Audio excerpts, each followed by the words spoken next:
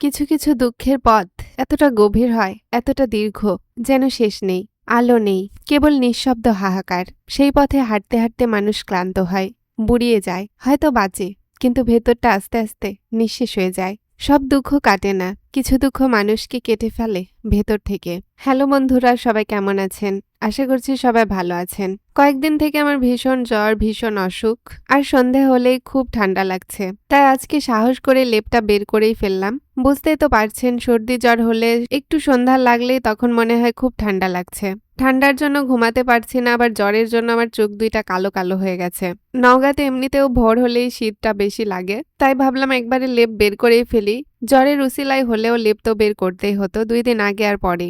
আজকে সকাল থেকে খুব সুন্দর রোদ বের হয়েছে, ঝলমলে আকাশ, পরিবেশটা খুবই সুন্দর লাগছে। শরীর অসুস্থ না হলে বোঝা যায় না সুস্থ শরীরের কি মর্যাদা। আমি যে মানুষ 24 ঘন্টা কাজ করি, তার এখন কোনো কাজকর্ম করতে ইচ্ছেই হচ্ছে না। শুধু মনে হচ্ছে শুয়ে বসেই থাকি, কোনো কাজকর্ম না করি। কিন্তু আমার মন তো মানতে চায় না। আমার মন চায় আমি সব সময় কাজ করি। এজন্য ভাবলাম যে এখনো কাজ শুরু করে দেই, জ্বর এমনি এমনি পালিয়ে যাবে। আমার আব্বুর আর আমার ছোট ভাইয়ের জন্য আজকে লেপ বের করেছি, আম্মুর এখনো লাগবে না। তবে এই সপ্তাহের মধ্যে যদি আম্মুরটা বের করতে হয় তাহলে আম্মুরটাও বের করব। আমাদের বাসায় কিন্তু সবার লেপ, সবার কাঁথা, সবার বালিশ, সবার গামছা সবকিছু আলাদা। এমনকি আমাদের চিরুনিও কিন্তু আলাদা। কি আর করার, ছোটবেলা থেকে আম্মু আমাদেরকে শিখিয়েছে সবকিছু আলাদা ইউজ করতে, এজন্য আলাদাটা ইউজ করি। কারোটা ইউজ করতে আমার একদম ভালো লাগে না। আমার সিঙ্গেল লেপের একটা যমজ ছিল, টুইন, সেটা আমার বড় বোনের ছিল।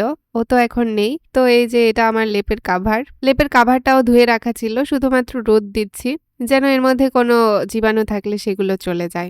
একটা বাড়িতে তো আর কম কাজ থাকে না, আর সব কাজ মায়ের উপরে ডিপেন্ড করলেও হয় না, কিছু কাজ নিজেকেও করতে হয়। ছাদে লেপ শুকাতে দিয়ে নিচে চলে আসলাম, আর এসে আম্মু আমাকে বলছে একটু তরকারি কেটে দিবি, তাহলে আমি তাড়াতাড়ি করে রান্না করতাম। এদিকে আমার শরীরটাও ভালো না, আর কাজ করতেও ইচ্ছে হচ্ছিল না, কিন্তু কিছু করার নেই। আম্মুকে হেল্প করলে আম্মুর একটু রান্না করা তাড়াতাড়ি আগাবে। আজ সকালে আমাদের কাঁচা বাজারে ছিল ফুলকপি, সিম আর কুমড় বড়ি। ফুলকপি তো আমার ভীষণ প্রিয় একটা সবজি। আম্মুও খুব ফুলকপি পছন্দ করে, এজন্য আজকে ছোট্ট একটা ফুলকপি এনেছে। তবে আজকের ফুলকপিটা একটু বেশি ছোট ছিল, একদম ছোট। শীতকালীন সবজি আজকে আমাদের প্রথম বাজার হলো এই শীতের। এর আগে শীতকালীন সবজি কেনেনি, আর বাজারেও ছিল না, আজকেই প্রথম এসেছে। নওগাঁ শহরে মনে হচ্ছে এবার একটু লেট করেই শীতকালীন সবজি উঠছে, আর আশেপাশে শীতেরও কোনো দেখা নেই। এই বছর প্রচুর বৃষ্টি হওয়ার জন্য হয়তোবা শীতকালীন সবজি একটু দেরিতেই বাজারে এসেছে। তো দেখতে দেখতে আমি ফুলকপিগুলো কেটে শেষ করলাম, কারণ খুবই ছোট্ট ফুলকপি ছিল, কাটতে বেশি টাইম লাগেনি। কি কপাল তাই না, সিমের গাছ লাগিয়েছি আর দেখেন কিনেই সিম খেতে হচ্ছে। তাহলে আমার গাছ লাগিয়ে লাভটা কি হলো বলেন? নিজের গাছের সিম এবছর খেতে পারবো কিনা জানি না, তবে এবছরও মনে হচ্ছে কিনেই সিম খেতে হবে। সিম অল্প পরিমাণে আম্মু নিয়েছে, কারণ সিম খেলে অ্যালার্জি হবে, আর আমার তো এমনিতেই সর্দি জ্বর লেগে আছে। আজকে সিম খেলে যে আমার কি হবে আমি নিজেও জানি না। দেখতে দেখতে আম্মু দুপুরে রান্নাটা একটু তাড়াতাড়ি তুলে দিল। আগে ভাগে একটু রান্না হলে আম্মুরও সময় বাঁচে আর আমাদেরও ভালো হয়। আজকে ফুলকপি, ডাল আর ডিম দিয়ে একটা তরকারি করা হবে। মাশাআল্লাহ, আম্মুর হাতের এই তরকারিটা খুব ভালো হয়। এই তরকারিতে একটু পাঁচফোড়ন তেলানি দেয়, আর তারপরে এর মধ্যে ফুলকপি দিয়ে সেদ্ধ করা ডাল ঢেলে দিয়ে ডিম কুচি করে কেটে দেয়। শীতকালীন এই তরকারিটা আপনারাও ট্রাই করতে পারেন। যাদের মুখে রুচি নেই তারা কিন্তু রুচি পাবেন, খুব ভালো লাগে। আর আরেকটা তরকারি হচ্ছে কানস মাছ দিয়ে কুমড় বড়ি দিয়ে সিম আলু দিয়ে তরকারি। এই তরকারিটাও মাশাআল্লাহ খুবই ভালো হয়, যেহেতু কুমড় বড়ি আছে। শীতের সময় কুমড় বড়ি খেতে একটু ভালো লাগে। আমরা সবাই মিলে একসঙ্গে খেতে বসেছি। প্রথমে আব্বুকে দেয়া হলো।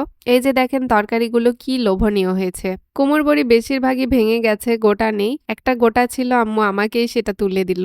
আমরা যে তরকারিগুলো খাই, আমার ভাই সেই তরকারিগুলো খায় না। ওর জন্য প্রতিদিন ভিন্ন করে রান্না করতে হয়। প্রতিদিন আইটেমে আমাদের 2টা করে তরকারি থাকে, আর ছোট ভাইয়ের জন্য একটা রান্না করতে হয়। জ্বরের কারণে আমার মুখে একদমই স্বাদ নেই, যে খাবারই খাচ্ছি না কেন পানির মতো লাগছে। মুখ চোখের অবস্থা আমার ভীষণ খারাপ, জ্বরে আমার চোখ বসে গেছে। আজকের তরকারিগুলো আমার মোটামুটি ভালোই লেগেছে। জ্বর যদি না থাকতো তাহলে আরো হয়তোবা স্বাদ পেতাম। আমার ব্লগগুলো যদি প্রতিদিন আপনাদের ভালো লাগে, অবশ্যই আমার চ্যানেলটিকে সাবস্ক্রাইব করবেন।